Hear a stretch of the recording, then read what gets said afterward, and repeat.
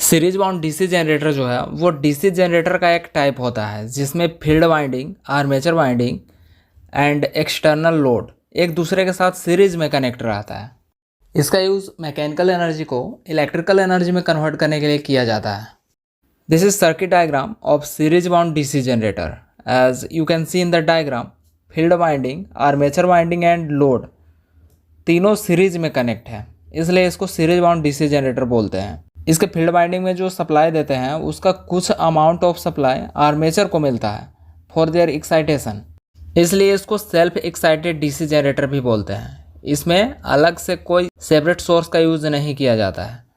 Diagram में मैंने कुछ इंपॉर्टेंट पैरामीटर्स को कंसिडर किया है, where V is the terminal voltage, IL is the load current, RAC is the series field winding, IAC is the series current, IA is the armature current, E is the generated EMF, RA is the armature resistance, A dash is the carbon brushes. Now कुछ important relations को देखते हैं। Generated EMF E is equal to phi ZNP upon 60A।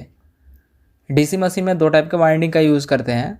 अगर wave winding का use करेंगे तो वहाँ पे A is equal to 2 होता है, where A is the number of parallel path। अगर लैप वाइंडिंग का यूज़ करेंगे तो वहाँ पे A is equal to P होता है, मतलब नंबर ऑफ पैरेलल पाथ जो है वो नंबर ऑफ पोल्स के इक्वल होता है। यहाँ पर armature current field winding and load से फ्लो कर रही है क्योंकि एलिमेंट्स सीरीज में कनेक्ट है। So we can write IA is equal to IAC is equal to IL। Third relation हम लोग बोल सकते हैं कि जो मैग्नेटिक फ्लक्स है दैट इज़ फाई, वो सीरीज फील्ड करंट के डायरेक्टली प्रोपोर्शनल होता है। अगर करंट को इंक्रीज करेंगे तो मैग्नेटिक फ्लक्स भी इंक्रीज होगा एंड एज वेल एज उसके साथ डिक्रीज होगा।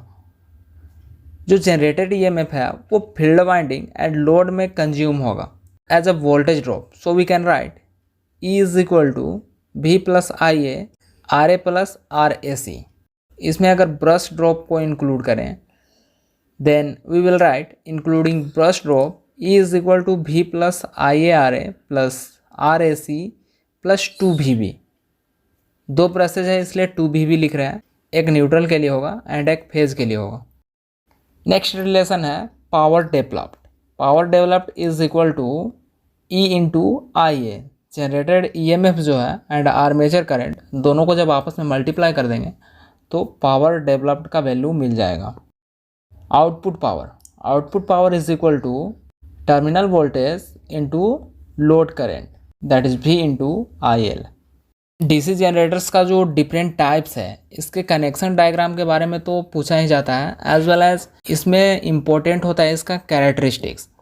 सो इस लेक्चर में हम लोग कैरेक्टरिस्टिक्स को भी कवर करेंगे। Open circuit characteristics of series wound DC generator. जो कर्व है वो no load voltage and field excitation current दोनों के बीच रिलेशन को शो करता है, जिसको मैग्नेटिक और ओपन सर्किट कैरेक्टरिस्टिक्स बोलते हैं। During no load, load terminal open circuited रहता है। इसमें armature, field winding and load तीनों सीरीज में कनेक्ट रहता है एंड एक क्लोज लूप क्रिएट करता है। डायग्राम में जो AB कर्व है वो ओपन सर्किट कैरेक्टरिस्टिक्स को शो कर रहा है। Internal characteristics of series wound DC generator.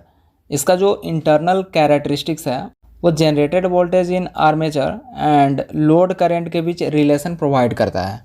Internal characteristics curve जो है वो वोल्टेज ड्रॉप को सब्ट्रैक्ट करने से ऑब्टेन होता है due to demagnetizing effect of the armature reaction. इसमें actual generated voltage EG load voltage E0 से कम होगा, इसलिए इंटरनल कैरेक्टरिस्टिक्स जो है उसका curve open circuit characteristics curve से स्लाइटली ड्रॉप होगा, that is represented by OC। And last है external characteristics of the series wound DC generator. External characteristics curve जो है वो टर्मिनल वोल्टेज वेरिएशन को शो करता है, that is terminal voltage V is equal to EG minus I into RA plus RAC। External characteristics curve जो है वो internal characteristics curve से नीचे बनेगा because the value of terminal voltage is less than the generated voltage. Here OD curve external characteristics को show कर रहा है। एंड अगर इसके वर्किंग प्रिंसिपल का बात करें तो कन्वेंशनल डीसी जनरेटर की तरह ही होता है। फील्ड वाइंडिंग में हम लोग डीसी सप्लाई देते हैं जिससे कॉन्स्टेंट नेचर का मैग्नेटिक फील्ड सेटअप होता है एंड आर्मेचर को प्राइम मूवर से रोटेट कराते हैं। एंड जब rotating armature and stationary flux के बीच रिलेटिव मोशन होता है तो आर्मेचर कंडक्टर में ईएमएफ इंड्यूस होता है जो कि एसी नेचर का होता है, जिसको कम्यूटेटर की हेल्प से डीसी करंट में कन्वर्ट करते हैं एंड उस डीसी करंट से कनेक्टेड लोड ऑपरेट होता है। There are many applications of series wound DC generator. DC locomotives में फील्ड एक्साइटेशन सप्लाई करने के लिए सीरीज बाउंड डीसी जनरेटर का यूज़ किया जाता है।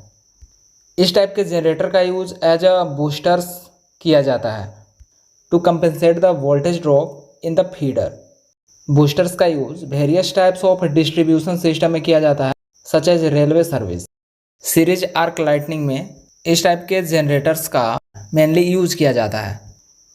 डीसी जनरेटर के एडवांटेज की अगर बात करें तो इसका कंस्ट्रक्शन एंड डिज़ाइन काफ़ी सिंपल होता है।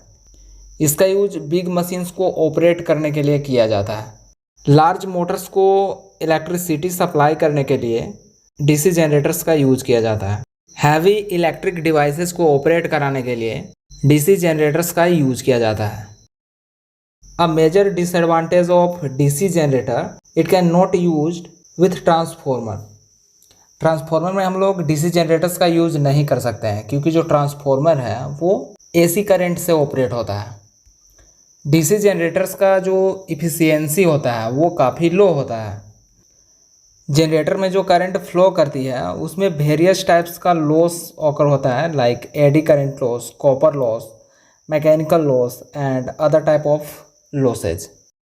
डीसी सीरीज जनरेटर का अगर हम लोग comparison separately excited DC generator से करें तो सीरीज बाउंड डीसी जनरेटर का जो आउटपुट वोल्टेज है वो लोड करंट के साथ डायरेक्टली वैरी करता है एंड शंट बाउंड जनरेटर के केस में उसका जो आउटपुट वोल्टेज है वो लोड करंट के साथ इन्वर्सली वैरी करता है।